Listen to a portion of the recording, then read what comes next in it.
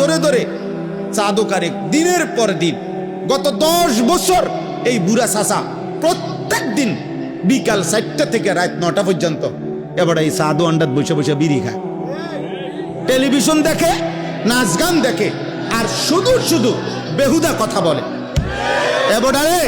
এবারে আঞ্জা করে ধইরা এবারে বুঝান, চাচা আপনি করতেছেন কি?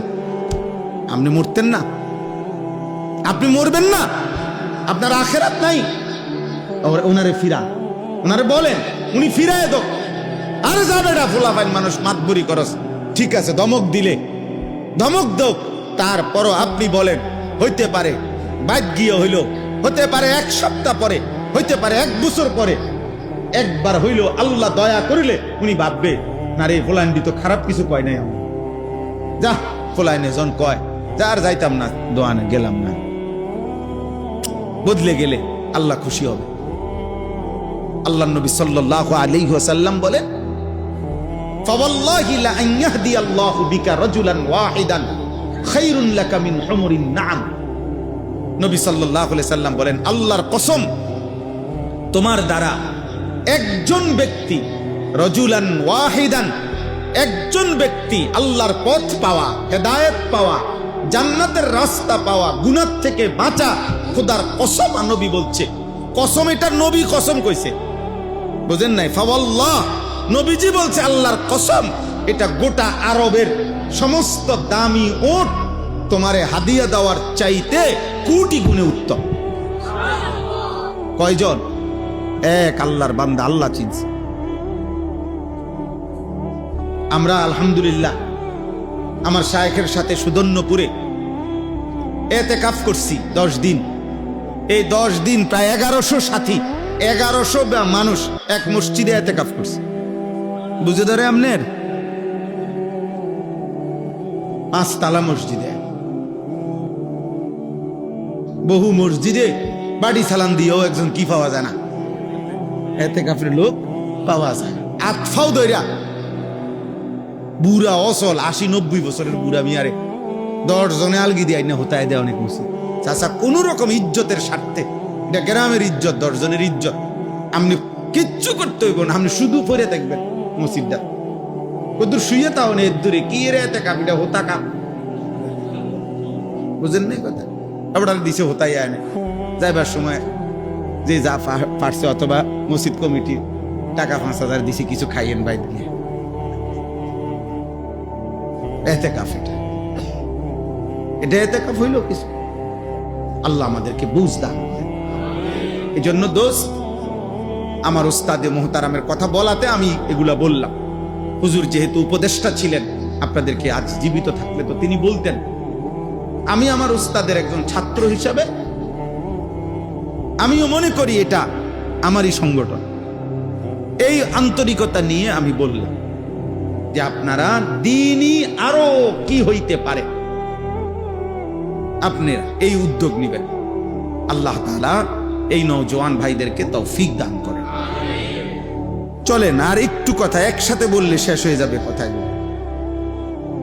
তো রাসূলুল্লাহ সাল্লাল্লাহু আলাইহি ওয়াসাল্লাম যখনই আযাবের ভয় দেখাইতেন, জাহান্নামের কথা বলতেন, তো মক্কার কাফেররা বিদ্রুপ করত, হইব আযাব, এরকম কয় মাইত না।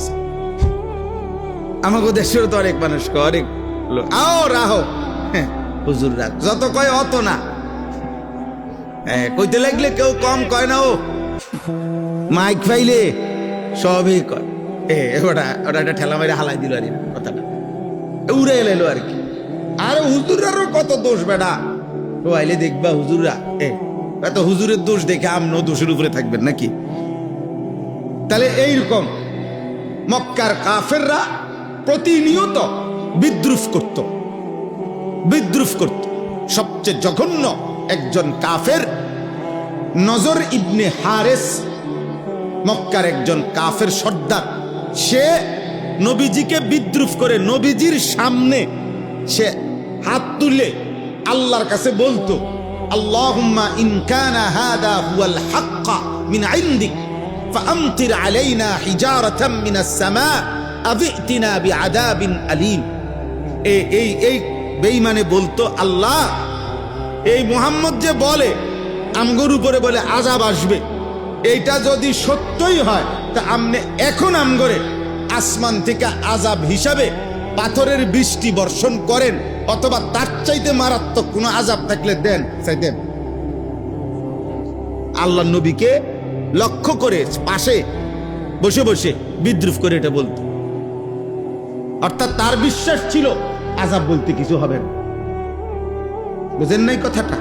এই জন্য এত বড় জঘন্য কথা বলতো।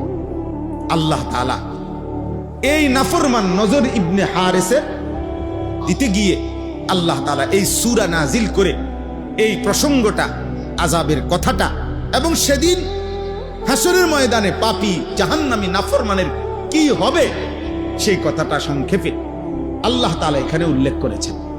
এবার আপনি শুধু তর্জমাটা শুনেন, আপনি বুঝবেন। আপনারা একবার সহজ, আপনারাই বুঝবেন।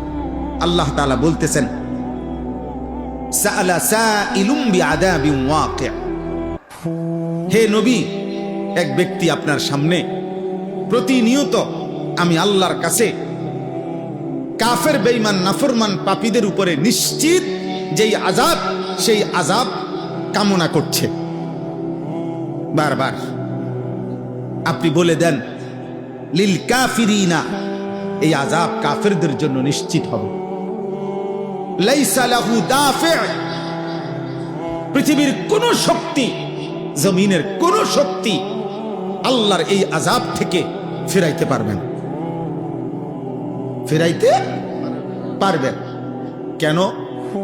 কারণ মিনাল্লাহি যিল মাআরিজ, সর্বোচ্চ মর্যাদা সম্মান, অথবা দ্বিতীয় তাফসীর হলো 7 আসমানের ঊর্ধ্ব পর্যন্ত, অথবা তৃতীয় তাফসীর হইল জমিনের তলদেশ থেকে আসমানের 7 আসমানের ঊর্ধ্ব পর্যন্ত যত উপরে ফেরেশতারা গুলো, আল্লাহর ফেরেশতারা উঠতেছে, এই সর্বোচ্চ শিখর পর্যন্ত পূর্ণটার পূর্ণ 7 আসমান, তার ঊর্ধ্বে অথবা সর্বোচ্চ মর্যাদার অধিকারী যেই মহান আল্লাহ, এই শাস্তির ঘোষণা সেই আল্লাহর পক্ষ থেকে। আপনি বলেন বেঈমান, এটা কোনো মেম্বার চেয়ারম্যানের হুমকি না, এটা কোনো এমপি মন্ত্রীর হুমকি না, এটা 7 আসমান ও জমিনের যিনি মালিক, এটা গোটা কায়নাতের যিনি মালিক, আমাদের অস্তিত্বের সবকিছুর যিনি মালিক,